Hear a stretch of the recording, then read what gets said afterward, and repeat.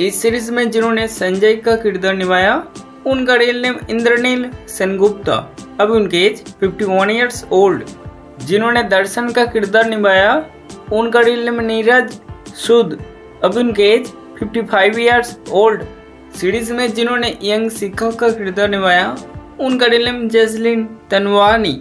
जिन्होंने लैला का किरदार निभाया उनका रियल नेम श्वेता तिवारी, अब उनकी एज 44 ईयर्स ओल्ड।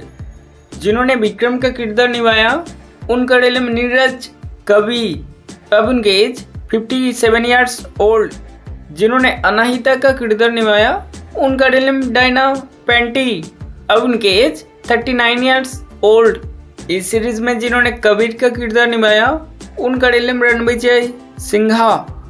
सीरीज में जिन्होंने डायलन थॉमस का किरदार निभाया उनका रियल नेम जावेद जफरी, अब उनके एज 62 ईयर। सीरीज में जिन्होंने फिरदौस का किरदार निभाया उनका रियल नेम सूफी मोतीवाला, अब उनके एज 21 ईयर। सीरीज में जिन्होंने राधा का किरदार निभाया उनका रियल नेम आयशा राजा मिश्रा।